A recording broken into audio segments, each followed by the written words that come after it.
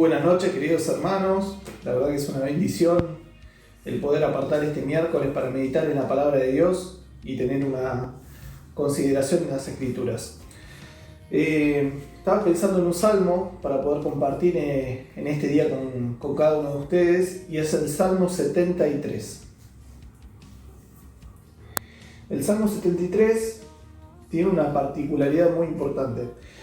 Es la observación de un hombre que ve cómo prosperan las personas que no tienen a Cristo en su corazón, que no tienen a Dios en cuenta, para nada. Entonces él entra en un conflicto, porque él dice: Señor, yo me esfuerzo por cumplir tus mandamientos, me esfuerzo por vivir una vida de acuerdo a los parámetros que vos tenés para mí, me esfuerzo en un montón de situaciones, pero lo que yo estoy notando es que mi vecino de al lado le está yendo mejor que a mí, y la verdad que hace un montón de trampas con un montón de situaciones. Veo a mi compañero de trabajo que, por ejemplo, trabaja menos horas y le va mejor. ¿Por qué yo siento esa carga en mi corazón de sentirme como me siento? ¿Por qué, Señor, ellos prosperan y les va bien y les sale todo lo que quieren hacer? Y a mí, Señor, me genera eso una angustia en mi corazón, me genera una amargura. Entonces Asaf empieza el Salmo diciendo: ciertamente bueno Dios para con Israel, para con los de limpio corazón. Y fíjense que en el versículo 1 no solamente incluye a toda la nacionalidad de Israel, porque siempre Dios es bueno con Israel. Pensemos a través de la historia: un pueblo que vivió continuamente en conflictos, un pueblo que fue sometido muchas veces por sus enemigos y muchas veces quiso ser borrado de la faz de la tierra, pero siempre estuvo la intervención de Dios. Es un pueblo que a través de los siglos sigue perseverando. No tenemos civilización en el mundo que haya sido sometido a tantos conflictos bélicos que haya sobrevivido a lo que sobrevivió Israel. Todas las potencias mundiales quisieron destruir a Israel y fueron ellos destruidos, e Israel siempre fue prosperado. Ciertamente Dios es bueno para con Israel, pero hace una salvedad. Dice: para con los de limpio corazón. Y qué hermoso que es pensar en que los ojos del Señor no solamente ven con atención a Israel, sino que ve con atención a todos los que tienen limpieza en su corazón. Y hay algo que es importante de entender del pueblo de Israel. Israel podía recibir extranjeros dentro de su nacionalidad. Y el extranjero, por el amor que tenía por Dios, por cómo se identificaba con Dios, era una persona que era íntegra y cumplía con el ritualismo levítico al pie de la letra. Entonces ser incorporado al pueblo, a la nacionalidad de Israel. Qué hermoso que es ver la gracia en el Antiguo Testamento. Es precioso considerar estos pasajes. A mí me viene a la mente cuando pienso en aquellas personas de limpio corazón, aquellas mujeres que pertenecen al linaje del Señor. Aquellas que dejando sus familias, dejando sus nacionalidades, dejando su forma de vivir, buscan al Señor con limpieza en su corazón, y la recompensa que tienen es que forman parte de la genealogía del Señor. 3 mujeres son las que forman parte de la genealogía del Señor, que podríamos decir nosotros, con nuestro estandarte moral, la verdad que no tendrían que estar. Pero el Señor miró el corazón de cada una de ellas. Cuando seguimos meditando la palabra de Dios, nos vamos a dar cuenta que dice lo siguiente, ¿no? En cuanto a mí, el salmista Asaf hace un análisis acerca de sí mismo y dice: casi se deslizaron mis pies, por poco resbalaron mis pasos. Y acá entra el conflicto de él. Él empezaba a ver la prosperidad de las personas que eran totalmente ajenas a la vida de Dios. Él miraba cómo ellos prosperaban, cómo les iba bien, y él dice: por poco caigo en lo mismo que ellos hacían. Y después dice: porque tuve envidia de los arrogantes, viendo la prosperidad de los impíos. ¡Ay, qué difícil que es para nosotros, los hijos de Dios, no contaminarnos como lo hizo Asaf! Como no contaminarnos con ese tipo de situaciones. Fíjense las cosas que tenía Asaf. Dice que tuvo envidia de los arrogantes, viendo la prosperidad de los impíos. 2 situaciones que lo llevaron a una envidia, a una amargura en su corazón. ¿Qué es lo que a veces a nosotros también nos genera amargura? Hay pecados que son justamente personales. Pueden ser la envidia, puede ser la arrogancia, pueden ser un montón de situaciones que hay dentro de nuestro corazón. Puede ser que nosotros somos altivos, pero el Señor nos conoce. Y hay algo que es importantísimo meditar en esto. ¿Por qué Asaf no se deslizó? Primero, por la misericordia de Dios que le hizo recapacitar en el momento oportuno. Pero la segunda condición que tiene es que cuando alguien tiene el Espíritu de Dios, el Espíritu se opone contra la carne. El Espíritu nos hace incomodar cuando nosotros estamos entrando en el terreno de hacer un libertinaje o hacer lo que queremos. El Espíritu nos hace sentir una incomodidad. No sé cómo explicarlo, hermanos, pero en algún momento usted se habrá puesto, o vos, tuviste una situación de conflicto espiritual en la cual tenías que resolver: o cometo este pecado o me sujeto a lo que el Señor me está diciendo. Y qué triste que es cuando caemos esa sensación de culpa que nos invade el corazón, porque el Espíritu de Dios nos reprende. Entonces lo que dice Asaf: esta gente hace lo que quiere y no siente culpa, Señor. Tengo envidia de ellos, tengo envidia porque ellos no sienten lo que yo siento, esa angustia y ese pesar cada vez que cometo algún pecado que daña tu nombre. En el verso 5 dice: no pasan trabajo como los otros mortales, ni son azotados como los demás hombres. Por tanto, la soberbia los corona, se cubren de vestidos de violencia, los ojos se les saltan de gordura, logran con creces los antojos del corazón. Se mofan y hablan con maldad de hacer violencia, hablan con altanería, ponen su boca contra el cielo y su lengua pasea la tierra. Una fotografía de las personas que no tienen a Cristo en su corazón. Una fotografía de personas que están lejos de Dios. Y yo quiero decirles una cosa: nosotros en algún momento estuvimos de este lado, del lado de este tipo de personas, sin temor de Dios, sin conocimiento de Dios, ajenos a la vida de Dios, pero por la gracia y misericordia del Señor fuimos alcanzados. Y qué hermosa esperanza que tenemos nosotros los hijos de Dios. ¿Seguimos teniendo luchas? Totalmente que seguimos teniendo luchas.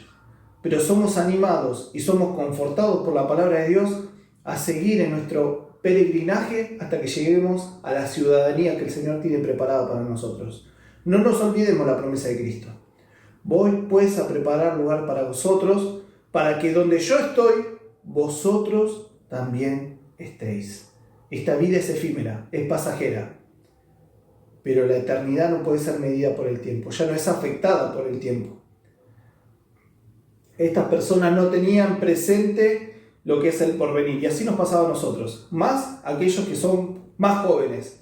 Dice: yo tengo toda una vida por delante, no tengo la necesidad de someterme a todo este tipo de cuestiones. Yo tengo mucho tiempo todavía para vivir mi vida, y no sabemos cuándo va a ser el final de nuestros días. Lo que sí sabemos con certeza, que es que cuando cerremos los ojos en la tierra, los vamos a abrir en la eternidad. ¿Y de qué lado vamos a estar de la balanza? ¿Del lado de condenación o del lado de la gracia de Cristo? Después vemos en el verso 10: por eso Dios hará volver a su pueblo aquí, y aguas en abundancia serán extraídas para ellos. Y dicen: ¿cómo sabe Dios? ¿Y hay conocimiento en el Altísimo? He aquí estos impíos, sin ser turbados del mundo, alcanzaron riquezas. Verdaderamente en vano he limpiado mi corazón y lavado mis manos en inocencia, pues he sido azotado todo el día y castigado por las mañanas. Fíjense una cosa, el verso 10 nos da una clave. Dice: por eso Dios hará volver a su pueblo aquí. ¿Y dónde es aquí? No lo sabemos con exactitud, pero tal vez el Salmo de Asaf también fue escrito en el momento de la cautividad. Y el conflicto grande que tenía Asaf era: Señor, nosotros somos tu pueblo escogido y ahora estamos sometidos por un pueblo pagano. Y acá es donde entra la gracia y la misericordia de Dios, y sobre todo la fidelidad de Dios. Porque cuando leemos el Antiguo Testamento vamos a ver que muchas veces Dios los amonesta. Levantaba profetas y le decían: muchachos, no hagan esto porque va a venir un pueblo que los va a llevar cautivos. Y ellos persistían en su pecado. Hasta que un momento de la historia de Israel, el reino del norte cae. ¿Qué hubiese pasado? Nosotros pensamos, tal vez engañosamente, si hubiésemos estado en el lado del sur, hubiésemos dicho, che, Dios cumplió lo que dijo, empecemos a cambiar. Pero el pueblo que estaba en la parte del sur, el reino del sur, seguía pecando, seguía adorando a dioses extraños, seguía ofreciendo sacrificios a dioses que no eran dioses, que eran creaciones de manos, y seguían celebrando las fiestas paganas. ¿Qué es lo que hizo Dios? Cumplió su palabra. Porque Dios, como es misericordioso y Dios es amor, también es un Dios justo. Y en ese momento se aplicó la justicia de Dios y ellos fueron llevados cautivos a un pueblo totalmente extraño, con otras costumbres y otra cultura, y Jerusalén fue arrasada, el templo destruido y todos los utensilios dejados afuera. Y en ese momento es cuando Asaf dice, por eso Dios hará volver a su pueblo aquí. Y él tenía presente eso, pero después cuando hace la descripción, dice que esta gente no conocía a Dios, eran impíos, turbaban el mundo, sin ser turbados del mundo, dice, o sea, no tenían problema, tenían abundancia de bienes materiales. Y él dice, verdaderamente en vano he limpiado mi corazón y elevado mis manos en inocencia. Y dice todas las angustias que él tuvo que atravesar por haber sido fiel a Dios. Y realmente es difícil que nosotros podamos mantener nuestra integridad en un mundo que nos lleva puesto. La ola del mundo continuamente nos lleva a tener un pensamiento como el de Asaf, a mirar la prosperidad de los impíos. ¿Cuántas veces, hermanos, nosotros sentimos que no alcanza el trabajo que hacemos con nuestras manos? ¿Cuántas veces sentimos que no podemos alcanzar aquellas cosas que deseamos? Pero cuando vemos a nuestro alrededor, vemos que hay otras personas que sí logran el anhelo de su corazón y a veces por medios ilícitos.